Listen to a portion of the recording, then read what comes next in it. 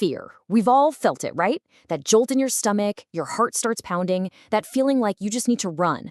It's got to be one of the most powerful and universal things we experience as humans. But what if we've been looking at it all wrong? What if fear isn't just an obstacle, but actually a message? Let's dive into that.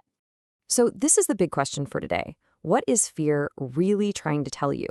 We're going to unpack this whole complicated emotion, not as some enemy we have to conquer, but as this amazing, deeply ingrained system that's literally designed to help us survive. By the time we're done here, you're going to have a whole new way of thinking about what that feeling is actually trying to communicate. Okay, so first things first, let's get on the same page. What exactly is this feeling we call fear? It's way more than just, being scared.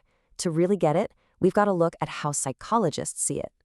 Now, check out the words on this slide because they're really important. Basic, adaptive, and survival mechanism. What that's telling us is that fear is not some flaw in our design. It's a feature. It's this natural protective force that basically screams, "Hey, pay attention," when there's potential danger, getting us ready to act. But it is so crucial to separate fear from its close cousin, anxiety. They feel similar, but they're not the same thing. Fear is about right here, right now. A car swerves into your lane, bam, that's fear. It's an immediate response to a very clear and present danger. Anxiety, though, that's all about the future. It's that what-if feeling, that worry about stuff that might happen down the road. And telling them apart is key, because fear that isn't managed well can totally spiral into chronic anxiety. So how does this actually work in your body? Well, just think of fear as your own personal high-tech alarm system. And when it detects a threat, it doesn't just send you a gentle little notification. Oh, no. It triggers a massive, system-wide, all-hands-on-deck kind of alert. And this slide breaks down that alert perfectly into 3 parts. First, the physiological. Your heart pounds, you start sweating, adrenaline is just pumping through you. Then there's the cognitive. Your thoughts start racing, you're suddenly hyper-focused, maybe your brain jumps to the worst-case scenario. And finally, the behavioral. You do something. You might run, you might get aggressive, you might avoid the situation altogether. It's a total takeover of your body, your mind, and your actions.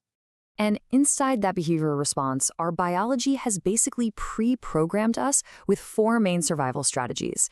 You've definitely heard of fight or flight, either confronting the threat or getting out of there. But there's also freeze, where you just become totally still, like a deer in headlights, hoping the danger just passes you by. And then there's a lesser-known one, fawn, where you actually try to appease the threat to calm the situation down. These are ancient, hardwired instincts. Okay, this alarm system is obviously incredibly powerful. But that leads to a really important question. Is it always working for us, or can it sometimes work against us? And this is where we have to make a super critical distinction between helpful and harmful fear. This slide nails it. On one hand, you've got adaptive fear. This is your friend. This is the fear that tells you to look both ways before you cross a busy street. It keeps you safe. But on the other hand, you have maladaptive fear. This is when the alarm system is faulty. The reaction is way out of proportion, it's irrational, and it messes with your daily life. Think of a serious phobia that keeps you from leaving the house. So you see, the problem isn't fear itself. It's when that fear becomes maladaptive. All right, so what do you do when that alarm is just blaring too often or way too loudly? Well, the good news is you're not hopeless. You can actually learn to recalibrate the system and take back control. And here we have an awesome 6-step process you can actually use. It starts with something simple. Just take a time out. Pause before you react. Then you can use a tool as simple as your own breath to literally calm your body down. From there, you can start working on the mental side. Challenge those catastrophic thoughts. Are they really true? Visualizing a safe, happy place, facing the fear a little bit at a time, and of course, talking about it. These are all essential tools for your toolkit. Now, for those fears that are more persistent, more maladaptive, psychology offers some really powerful evidence-based treatments. You've got things like cognitive behavioral therapy, or CBT, which is designed to help you rewire those negative thought patterns. And then there are exposure therapies that help you gradually face your fears in a totally safe and controlled way. And this quote right here highlights a super important warning. These more confrontational approaches, while they can be incredibly effective, absolutely must be done with a trained professional. This is not a do-it-yourself project. Seriously, having that expert guidance is what makes it safe and what makes it work. So we've defined fear, we get how it works, and we've looked at ways to manage it. The final piece of this puzzle is really about reframing our entire relationship with this feeling. You know, beyond the clinical stuff, a lot of wisdom traditions have a really powerful take on this. Through practices like mindfulness and meditation, we can train our brains to live more in the present moment. And when you do that, it helps to ground you, which reduces the power of all that future-focused anxiety.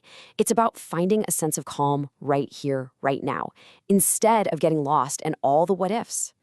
And this really brings us to the ultimate takeaway. The journey is not about becoming fearless. I mean, think about it. A life without any fear would be a pretty dangerous and probably short one. The real goal is to get fluent in the language of fear. It's about learning to listen to that alarm, to understand what it's really trying to tell you, and then to choose, wisely, how you're going to respond, instead of just reacting on instinct. So, I'm going to leave you with this final thought. Just take a second and really imagine it. If you could transform your relationship with fear, if you could listen to its message without being controlled by its power, what would open up for you? What could you achieve?